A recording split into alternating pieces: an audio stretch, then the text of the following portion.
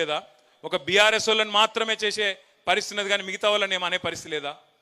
దయచేసి నేను మిమ్మల్ని ఆలోచించమని కోరేది ఏంటంటే, ఇలా రాష్ట్ర శాసనసభలో ఒక విచిత్రమైన సన్నివేశం. బీజేపీ కలిసిపోయింది, సిపిఐ అటే ఉంది, మజ్లిస్ అటే ఉంది, కాంగ్రెస్ అంతా ఒక దిక్కే ఉన్నది. ఇవాళ పంచ పాండవుల మాదిరిగా ఆ కౌరవ సభలో 100 మందిని ఎదుర్కొంటున్నది కేసీఆర్ సైన్యం. ఈ గులాబీ దండు మాత్రమే తెలంగాణ ప్రజల ప్రయోజనాల కోసం గొంతెత్తుతున్నది. మళ్ళీ మనమే తప్ప వాళ్ళు కానే కాదన్న మాట నేను మీకు గుర్తు చేస్తా ఉన్నా. అందుకే ఈ సంవత్సరం మనం మహాసభ జరుపుకోబోతున్నాం. వరంగల్లో సిల్వర్ జూబ్లీ ప్రారంభానికి సూచికగా లక్షలాది మందితో బహిరంగ సభ. కోదాడ నుంచి ఎంతమంది రావాలి, సూర్యాపేట నుంచి ఎంతమంది తరలి రావాలి, తుంగతుర్తి నుంచి ఎంతమంది రావాలి, హుజూర్ నగర్ నుంచి ఎంతమంది రావాలి, అవన్నీ మళ్ళీ మీ నాయకులు మీకు వివరంగా చెప్తారు. కానీ ప్రతి గ్రామం నుంచి పార్టిసిపేషన్ ఉండాలి, ప్రతి గ్రామ శాఖ రావాలి, గ్రామ శాఖ అధ్యక్షులు, ప్రతి గ్రామం నుంచి క్రియాశీల కార్యకర్తలు ఒక్కరు కూడా ఆ రోజు ఏ పని పెట్టుకోకుండా, ఎందుకంటే ఇంతకంటే పెద్ద పని మనకు లేదు, సంవత్సరం అంతా వేరే పనులు ఉండొచ్చు, కానీ ఏప్రిల్ 27 మన పార్టీ 25వ వసంతంలో అడుగు పెడుతున్న సందర్భం. ఖచ్చితంగా గులాబీ జెండా వేసుకున్న ప్రతి బిడ్డ ఏదో ఒక వాహనం ఏది దొరికితే అది ఎక్కాలే, కదిలి వరంగల్ వైపు ప్రయాణం మొదలు పెట్టాలి. అక్కడి నుంచి పెద్దలు కేసీఆర్ గారి సందేశం విన్న తర్వాత మర్నాడో ఆ తర్వాత రోజో మే నెలలో మన పార్టీ యొక్క సభ్యత్వ నమోదు కార్యక్రమాన్ని కూడా ప్రారంభించుకోబోతా ఉన్నాం. సభ్యత్వ నమోదు కార్యక్రమం అయిన తర్వాత అసెంబ్లీ అప్పుడు కొంతమంది, పార్లమెంట్ ఎన్నికలప్పుడు కొంతమంది, మన పార్టీ నాయకులు కొంతమంది అక్కడ ఇక్కడ వెళ్ళిపోవచ్చు, అక్కడక్కడ ఖాళీలు ఉండొచ్చు.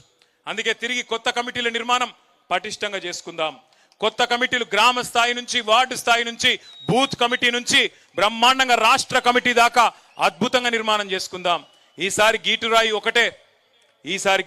ఒకటే. ఏ నాయకులైతే నికార్సైన నాయకులుగా కష్టకాలంలో కూడా పార్టీని పట్టుకొని ఉన్నారో వారికే పెద్దపీట వేద్దాం, వారినే ముంగడ పెట్టుకుందాం, వారినే నమ్ముకొని ముందుకు పోదాం. చిన్నోడు పెద్దోడు ఏముండదు పార్టీలో. మనం అనుకుంటే కేసీఆర్ గారు అనుకుంటే ఇంతమంది ఎమ్మెల్యేలు అయినాం, చిన్నోడు పెద్దోడు ఏముంటుంది.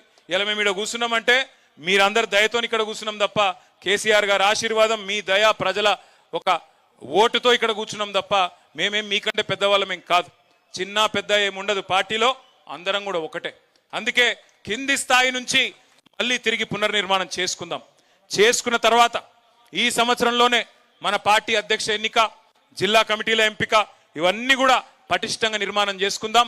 32 జిల్లాల్లో, హైదరాబాద్తో సహా హెడ్ క్వార్టర్ అక్కడ కాబట్టి 32 పార్టీ ఆఫీసులు మనకున్నాయి. ప్రతి పార్టీ ఆఫీసును కూడా ఒక చైతన్య కేంద్రంగా మార్చుకొని కార్యకర్తల శిక్షణా శిబిరాలు కూడా అద్భుతంగా ఒక 3-4 నెలల పాటు నిర్వహించుకొని కాంగ్రెస్ ఏంది, బీజేపీ ఏంది, ఎవడి మోసం ఏంది, ఏ గ్రామంలో మనం చేసింది ఏంది, వాళ్ళు చేసింది ఏంది, ఏ రకంగా మోసం నడుస్తున్నదో చెప్పాలి.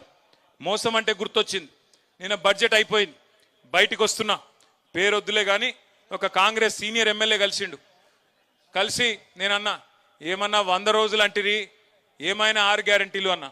100 రోజులు అన్నా, మొదటి 100 రోజులు అనలేదు కదా, ఆఖరి 100 రోజులు ఇస్తామంటుండు. ఇవన్నీ ప్రజలకు చెప్పాలి. ఆఖరి 100 రోజులు ఇస్తారట అంటే ఎంత లంగలో చూడురిగా మీరు. అంటే ఇట్లాంటివన్నీ మనమే చెప్పాలి ప్రజలకి, ఇంకెవరో చెప్పరు. వాళ్ళ ఆలోచన ఎట్లుందంటే కాంగ్రెస్ వాళ్ళది ప్రజలను అమాయకులు అనుకుంటా ఉన్నారు. లాస్ట్ 1 ఇయర్లో ఏదో ఇచ్చినట్టు చేస్తే ప్రజలు మళ్ళా గుద్దుతారు మనకే అనే ఒక అపోహలో, ఒక అమాయకత్వంలో కాంగ్రెస్ వాళ్ళు ఉన్నారు.